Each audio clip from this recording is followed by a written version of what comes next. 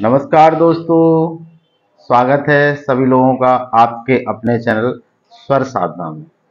जी हाँ दोस्तों, बांसुरी की यात्रा आप लोगों की कैसी चल रही है और आप कितना बांसुरी सीख गए हैं, आप मुझे बताइए, मुझसे संपर्क करिए। मुझे बड़ी खुशी होती है और मेरे द्वारा जो भी आप अपेक्षाएं रखते हैं, जो भी मदद की जा सकती है वो मैं करूँगा। दोस्तों आज इस वीडियो में हम बात करेंगे एक बहुत ही ज़रूरी एक्सरसाइज की, जो कि आप लोगों को बिगनर्स लेवल से ही सीखना प्रारंभ कर देना चाहिए। दोस्तों जैसे हम सरगम बजाना सीख लेते हैं और सरगम बजाने के बाद फिर हम अलंकार प्ले करते हैं, तो अलंकारों में एक अलंकार आता है हमारा, जिसमें स्वरों को बार बार रिपीट किया जाता है, जैसे सा रे गा गा गा। तो उसमें हम टंग का यूज करते हैं। दोस्तों बांसुरी में जीभ के यूज का बड़ा महत्व है। टंग का जब हम यूज करते हैं तो एकदम से आवाज क्लियर आती है और आवाज में किसी तरह का कोई क्रैक नहीं आता।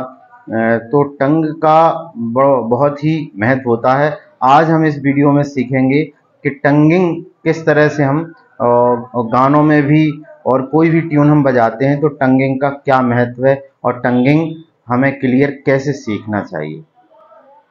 देखते हैं दोस्तों, जब हम ब्लोइंग करते हैं तो ब्लोइंग में जब वो अलंकार होता है सा रे गा गा, तो उसको हम दो तरह से कर सकते हैं। कैसे कर सकते हैं, देखिए एक तो उसका टाइप ये है।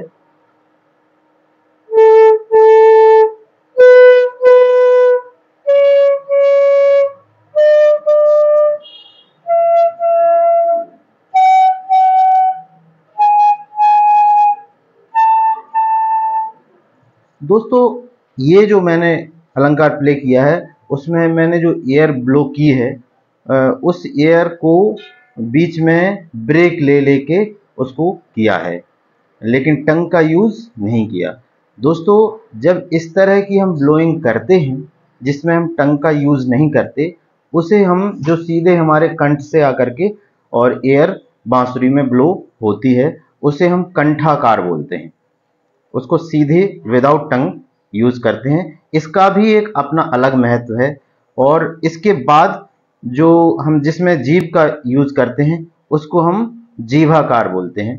देखिए अब इस प्रकार से जीभ का यूज करते हैं तो किस तरह से होता है।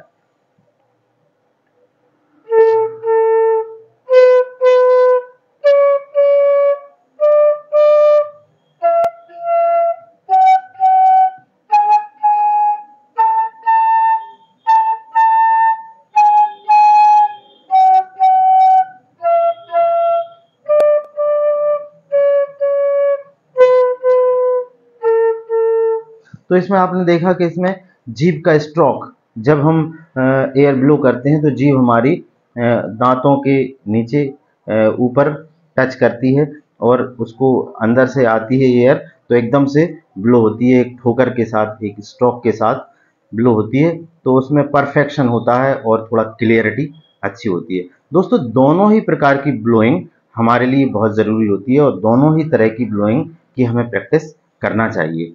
देखिए तो इसकी जो टंगिंग है, इस वीडियो में हम टंगिंग की प्रैक्टिस करना आपको बताएंगे। किस तरह से देखो करते हैं, तो इसकी बार बार प्रैक्टिस करने के लिए आप इस तरह कर सकते हैं।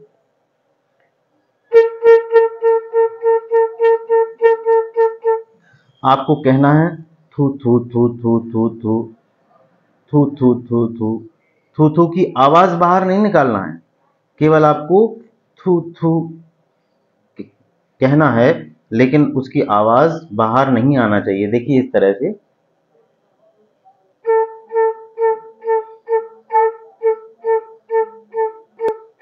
इसमें जीभ का यूज कर रहे हैं हम, तो जीभ का यूज करके आप इस तरह की प्रैक्टिस आराम से कर सकते हैं।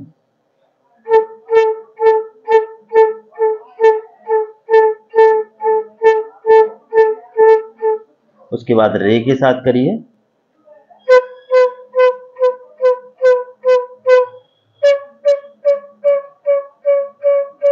इस तरह सभी स्वरों के साथ आपको ये करना चाहिए। हाई नोट्स के साथ भी करिए, लो नोट्स के साथ भी, जो लोअर ऑक्टेव के स्वर हैं उन पर भी आप इस एक्सरसाइज को करना चाहिए आपको, क्योंकि कभी कभी किसी ट्यून में या किसी गाने में सभी तरह के स्वरों के साथ टंगिंग का यूज होता है। जैसे कि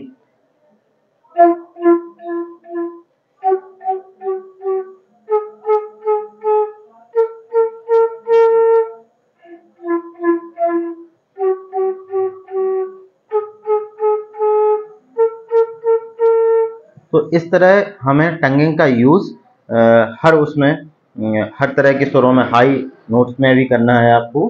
देखिए किस तरह,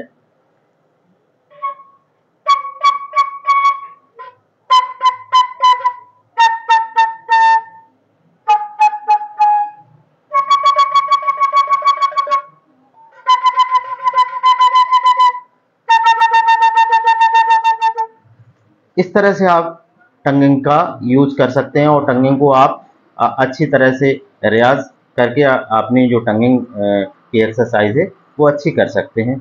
और आप बहुत सारे गानों में इसका यूज होता है। तो इस वीडियो में मेरा उद्देश्य यही था कि आपको टंगिंग के महत्व के बारे में और दोनों तरह की ब्लोइंग के बारे में बताऊं।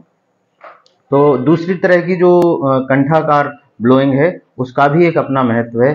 कहीं कहीं उसका जो ब्लो है वो गानों में यूज होता है या शास्त्रीय संगीत में भी यूज होता है। कभी कभी टंगिंग वहाँ पर यूज नहीं होती, ऐसे बहुत सारे गाने हैं।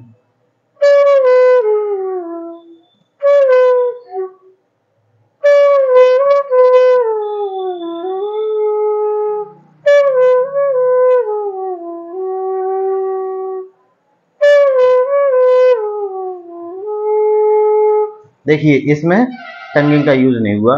कहीं कहीं किसी किसी स्वर में टंग का यूज होता है, कहीं कहीं ऐसी ब्लोइंग। तो मेरा उद्देश्य यही है, मुझसे जुड़े हुए सभी भाई सभी तरह की, दोनों तरह की ब्लोइंग अच्छी तरह से सीखें, टंगिंग का यूज भी करना सीखें और विदाउट टंगिंग भी।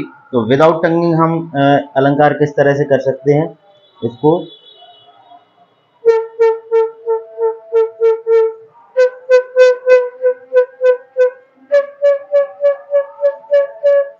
क्या है, विदाउट टंगिंग जब हम अलंकार ये वाला लगाते हैं, सा सा सा सा रिपीट करने वाला, चाहे आप 4 बार रिपीट करो, 3 बार रिपीट करो, शुरुआत में आप 2 बार भी रिपीट कर सकते हैं।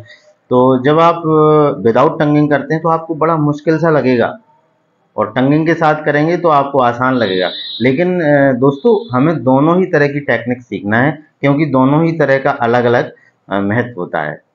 जिस तरह दोस्तों भोजन में चीनी का अलग महत्व होता है, नमक का अलग महत्व होता है, तो इसी तरह से बांसुरी में भी दोनों तरह की टंगिंग की ब्लोइंग और विदाउट टंगिंग ब्लोइंग दोनों ही का अपना अपना अलग अलग महत्व होता है।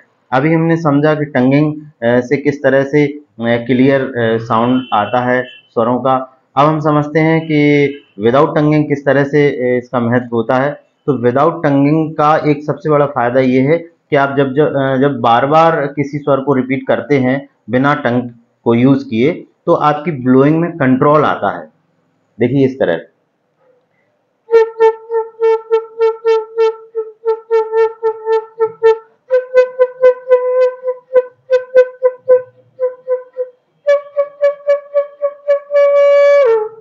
तो इस तरह से आपकी जो फूंक है उसमें कंट्रोल आता है, जो कि क्योंकि ये फूंक का वाद्य यंत्र है तो उसके लिए बहुत ही ज़रूरी है। ये एक बहुत बड़ा प्लस पॉइंट है।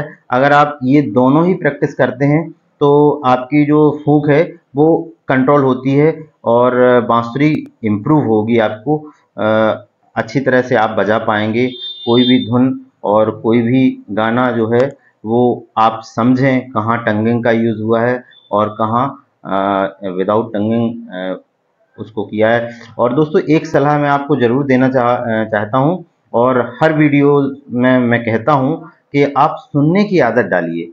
सुन करके उसको ऑब्जर्व करिए अच्छी तरह से, कहाँ क्या यूज़ हुआ है, किस तरह के स्वरों का यूज़ इस गाने में हुआ है। तो दोस्तों इस वीडियो में इतना ही। आप इसी तरह से प्रयास करते रहिए, अभ्यास करते रहिए।